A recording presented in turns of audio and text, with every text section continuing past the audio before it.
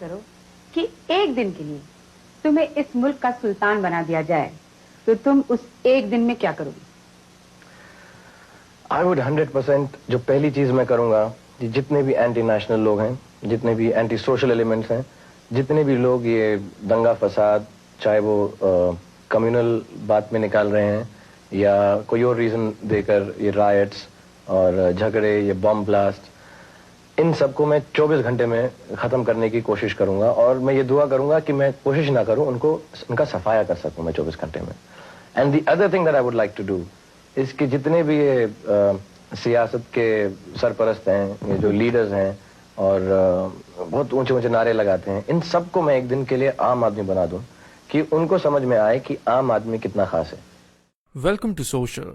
जवान एक बहुत ही एंटरटेनिंग फिल्म है जो आपको अपने एक्शन और थ्रिल से आपको एंटरटेन करती है। ऑडियंस लिटरली मजे कर रही है इस फिल्म को देखते हुए। मैंने देखा कि लोग डांस कर रहे हैं थिएटर में, वो सब तो ठीक है, बट जवान एक मास फिल्म होने के साथ साथ बहुत सारे इंपॉर्टेंट इश्यूज को भी आपके सामने लाने की कोशिश करती है। This is something that the film tries to tell you indirectly, और फिल्म के इस एस्पेक्ट को समझना बहुत जरूरी है।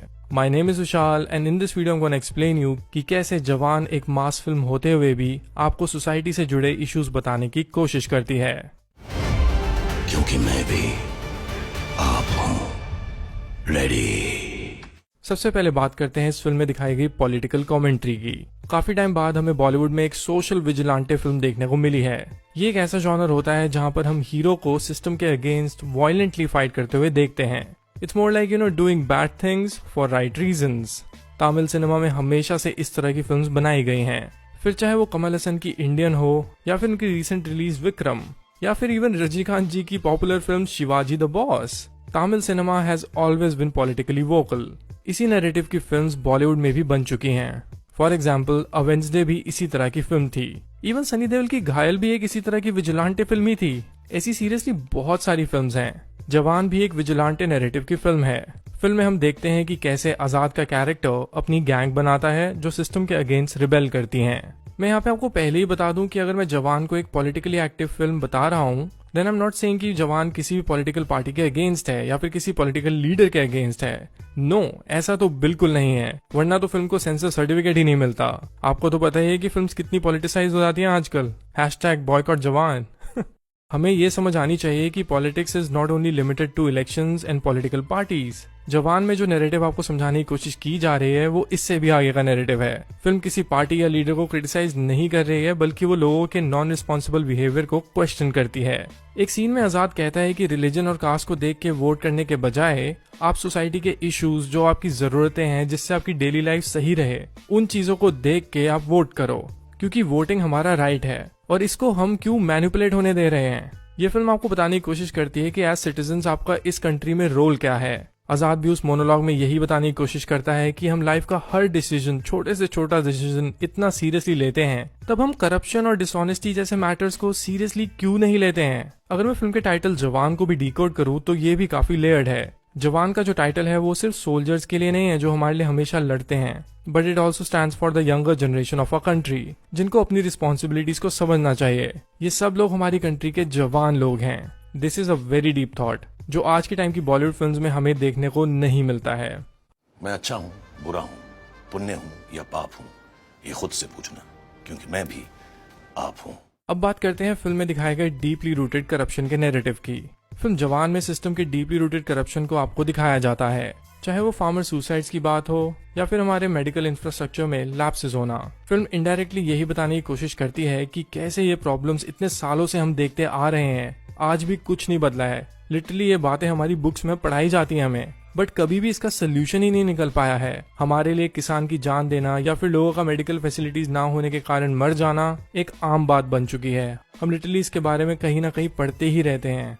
जवान में भी इन्हीं इश्यूज को सबप्लॉट्स के तौर पे दिखाया गया है, जहाँ कई कैरेक्टर्स की लाइफ इन्हीं इंसिडेंट्स की वजह से इफेक्ट हुई होती है। इसके अलावा it also tries to show you that even the soldiers of a country, जो देश के लिए सब कुछ करने को तैयार हैं, वो भी कैसे करप्ट सिस्टम के विक्टिम्स बन जाते हैं। इस करप्ट सिस्टम को वो गन वाली कॉन्स्पिरेसी के थ्रू दिखाया जाता है। अगर आप सोच के देखो तो इस तरह का नैरेटिव एक बॉलीवुड फिल्म में दिखाना काफी मुश्किल है, और इसके लिए मेकर्स ऑफ जवान deserve a lot of appreciation. बहुत से लोगों को इन सब चीजों को देख के रंग दे बसंती की जरूर याद आई होगी, क्योंकि उसमें भी इसी तरह की करप्शन को दिखाया गया है।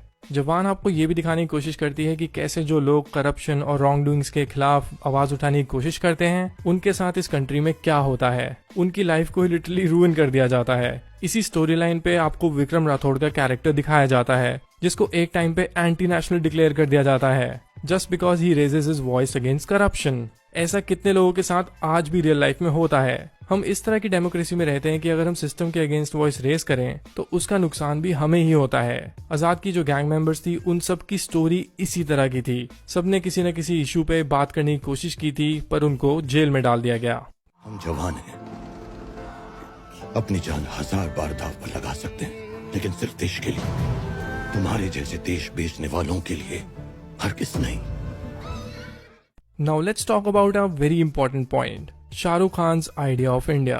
Shah Rukh Khan has always been considered the global icon of India.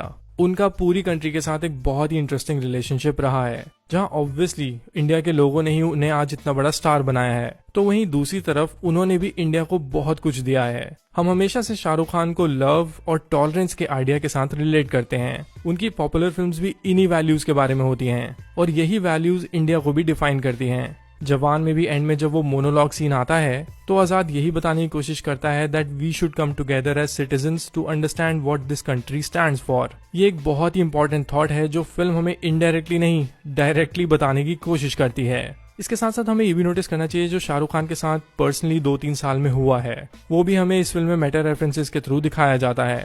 हम सब जानते हैं कि कैसे उनके बेटे आर्यन खान का वो कंट्रोवर्शियल केस हुआ था, जहां मीडिया ट्रायल पहले ही हो चुका था कि सब कुछ तो आर्यन ने ही किया है। बाद में जब कोर्ट का वर्डिक्ट आया तो he was found not guilty of any charges. जवान में इस पूरे इंसिडेंट को इनडायरेक्टली कई सीन्स में रेफर किया गया है, चाहे फिर वो डायलॉग हो बेटे को हाथ लगाने से पहले बाप से बात कर, या फिर लोगों का विक्रम को एंटी नेशनल डिक्लेयर कर देना। बिल्कुल इसी तरह से उस वक्त शाहरुख खान पे भी क्वेश्चंस उठाए जाते थे। हर कोई शाहरुख और आर्यन के अगेंस्ट था। पूरी मूवी ऐसे छोटे छोटे मेटा रेफरेंसेस से भरी हुई है, जैसे कि जो मुसाफा और सिम्बा का जो रेफरेंस फिल्म में आता है। इवन रियलिटी में भी शाहरुख और आर्यन ने द लायन किंग के हिंदी वर्जन में इन दोनों के एक्टर्स की डबिंग की है। फिल्म में शायद तभी ये रेफरेंस भी दिया गया है। शाहरुख मुसाफा हैं और उनके बेटे सिम्बा हैं। इन सभी बातों से क्लियर हो जाता है कि Shahrukh definitely had plans to speak against so many things, जो शायद वो रियलिटी में ओपनली कभी कह ही नहीं पाते। इसीलिए जवान जैसी एक मास मसाला फिल्म के थ्रू उन्होंने बहुत ही इंपॉर्टेंट बातें करने की कोशिश की है अपनी तरफ से। आई रियली होप कि लोग ऑफेंड होने से ज्यादा इन सभी चीजों को पर्सनली समझ के देखें। शायद उन्हें हेट की जगह एक बेटर आंसर मिलेगा। Honestly ask me, I think India is an art itself. It cannot be divisive. It cannot have a religion. It cannot have a dividing religion. Alright, that's all for this video. ये तो था मेरी तरफ से एक video ऐसे about the things that जवान secretly tries to tell you. आप भी मुझे कमेंट्स में बताना कि आपको फिल्म की थीम कैसी लगी और आपका इस वीडियो पे क्या ओपिनियन है। इसके अलावा if you connect with my opinion, you can always follow me on Instagram, Twitter and even on Letterboxd at Vishal and Cinema, जहाँ पर मैं सिनेमा के रिलेटेड चीजें पोस्ट करता रहता हूँ। So if you like my reviews, you can follow me there as well. Alright, see you in the next video. पता नहीं कब।